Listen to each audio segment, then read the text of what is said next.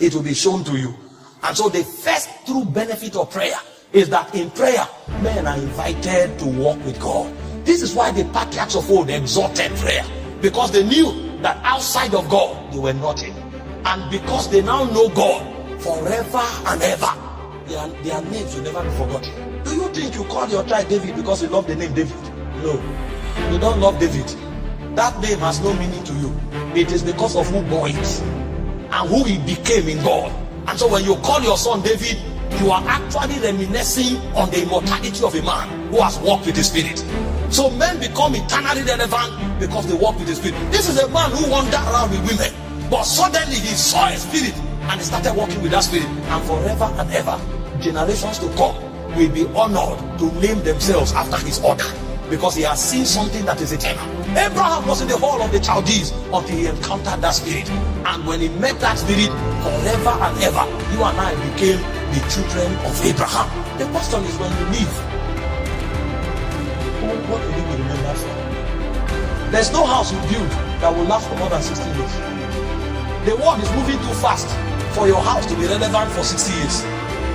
There's no car you buy that will be relevant for more than 10 years.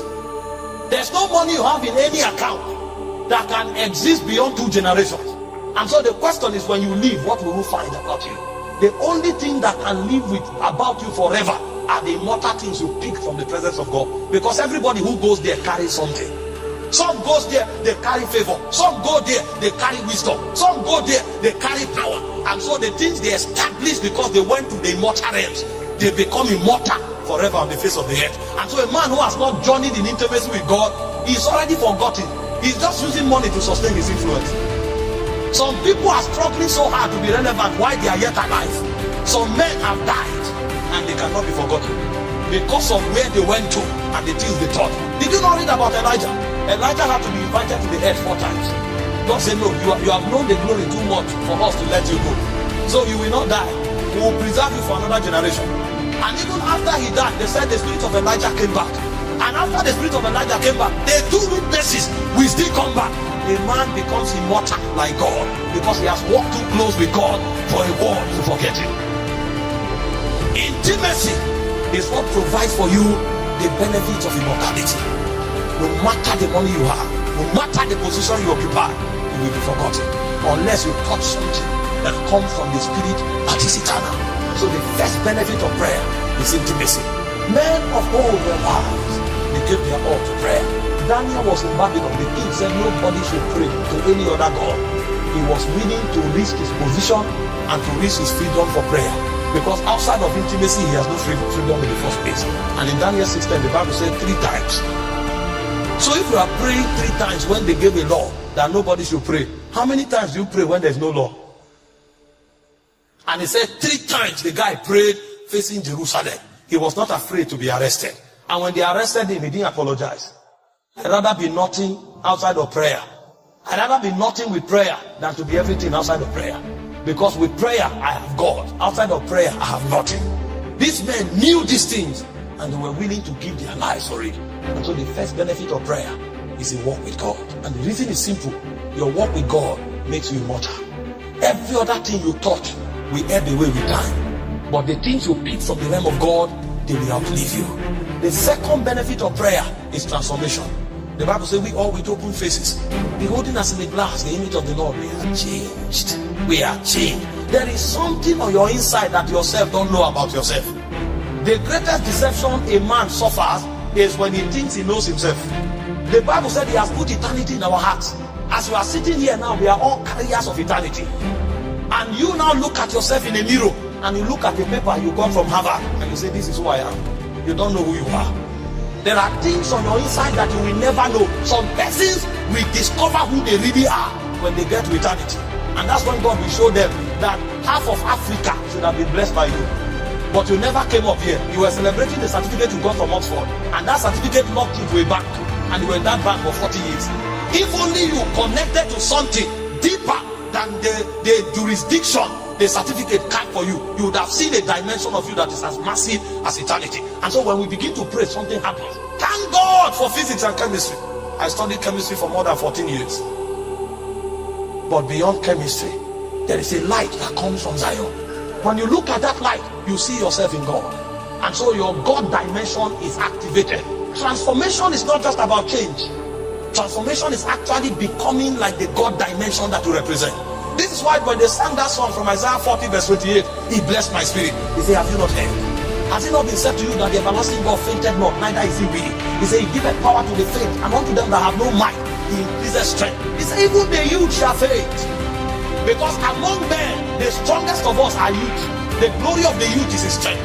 And so he said, even the best among men, he said they will fail.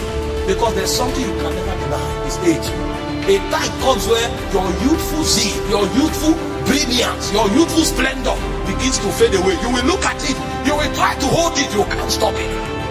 Those of you who love the mirror so much, enjoy it while it lasts. Because 20 years from now, when you go to the mirror will humble you. You will need to look for another mirror. There's a mirror called the perfect law of liberty. That's the one you need to look at. You come to the mirror, you barb eyelashes, you put, welcome. The mirror will soon become a nightmare. But there is something you behold and you are changed. We all with open faces, holding us in the glass. When we begin to pray, we want to behold. Because we have seen what men call us, but it's not enough. When we contemplate the weight of our ordination, we know what men are calling us cannot bet that ordination. God is telling you, you will take Africa. The name men gave you is not sufficient to bet that kind of ordination. And so beyond what men say, you have to go to Zion and look upon him. And so when a man starts praying, what he's trying to do is to see his reality from the God perspective. Because until you see yourself from the God realm, you have not known yourself. And so transformation begins when you begin to see yourself from reality. That's when fear will vanish. That's when timidity will vanish. That's when insufficiencies will vanish. You will become so advanced that your life will become a wonder. And so the second benefit of prayer is this: only on the corridor of beholding can transformation take place. And you can behold him either through the word or through the gateways of prayer. When a man begins to pray, his goal is to see him. Because when you see him, you are changed. The Bible said Moses was in Egypt, a coward, afraid of fulfilling destiny in Egypt. Until a point came, he said he saw him that was invincible. The man who ran from Pharaoh returned as a deliverer. I don't know where you are, whether they gave you positive value, so long as it's earthly, it's not sufficient to define you. And even if they gave you a negative value, no matter who said it, it's still not sufficient to define you. There's only one man that has the final say concerning you. He's the monarch of Zion. And in prayer, you ascend the mountains of God to behold him. When you start praying, three things will happen to you that defines transformation. The first is mortification. The propensities of the flesh are suspended. And so you find out that the weaknesses that you cannot overcome by your brain suddenly begins to die. The things you wept about and you couldn't do anything about, suddenly they begin to lose their power. Because when you start praying, you start journeying into realms that are yonder. And the first thing they will do is to suspend the propensities of your flesh. And then when flesh is suspended, then renewal of mind begins. It is in that corridor of prayer that you will see the light that is light indeed. That's when the immortals will tell you, oh, fear not, go in this thy might. A man who ran to hide from the enemy was actually the terror of the enemy. How could Gideon know that he didn't need 10,000 men to defeat an army? Only where light dwells can such vital information be given. And so the man who was hiding away, he came to him and said, oh, thou mighty man of valor. And he looked at himself, what is mighty about me? Do I not look like a man of valor? He said, no, you are seeing your earthly dimension and saluting you based on your heavenly dimension. And the moment the guy came into transformation, he went out as a warrior. God told him, go to the camp of the enemy, hear what they are saying about you. The enemy you are running for is actually afraid of you. You will need renewal of mind to know. You are running from Nigeria to Europe. A lizard in Nigeria cannot become a crocodile in Europe. You don't need to run. Where the challenge is, that's where the glory dwells. Because the brightness of light is manifested in the darkest of the nights. So we don't fear challenges. There is something we have seen. There is something we have heard. And because we know it, we know that nothing can break us. Nothing can break us. The worst can happen. We will still be here shining. How do you shine in light? You only shine in darkness. And so darkness is not your end. Darkness is your platform. But it will take renewal of mind. Renewal. And so you tell yourself, I was created like God. How did God function? The Bible said the earth was void, darkness was upon the face of the deep, and God said, let there be light. And so when you go to your job and there is darkness and there's confusion, you too will say, let there be light. You will no longer respond like a man, you will respond like a God. Because when you were reading, it said, as he is, so are you, not in heaven, in this world. And if you walked into darkness and said, let there be light, you will ask the devil, where is the darkness? I'm no longer afraid because I bring the light. That's when you will know that your walls are not for communication alone. Your walls are for creation. Your walls are for change. How do you know these things? Except as the Spirit begins to renew your mind. Even your father, biological father, put fear in you. The news media put fear in you. Your mother, because of her love, put fear in you. You want to go out, my son, be careful. Suddenly fear is programmed into you. Out of love, you were limited. You will have to meet a spirit. And that's what prayer does. When a man begins to pray, he sees things that man can alter. And so those things change him. Those things transform him. Those things alter his mind. And when you begin as first, they will call you a madman until the manifestations begin to come. Until the results begin to come. Then the people who condemn you will start repenting. And in your lifetime, those who wrote you off, they will apologize. Because as transformation comes, the version of you that only God knows will manifest. Transformation from mortification to renewal and then to glorification. In glorification, you outrightly manifest God. Everything about you becomes a reflection of God. And so when we pray, we are activating a technology called transformation. Because what prayer does for you is to help you behold him. Prayer is not a religious exercise. Prayer is a strategy of the Spirit that makes you behold the Spirit. Prayer is a mechanism of the Spirit that alters your human version into your divine version. Prayer is a way God changes a man into the best version of himself. And so that tonguing is never a waste. It's a system. It's a system in the Spirit. It's a God is able to do exceeding abundantly above all you ask or think, according to the power that is at work on your inside. Somebody is about to leave here to go change the world. You came in down, you came in afraid, you came in frustrated, you came in fear. But as you go back with a new consciousness, because you know if men will pray, God will answer. Because when we pray, we don't just get answer, we become like him. If prayer were all about answers, he wouldn't have told us to pray without seasons.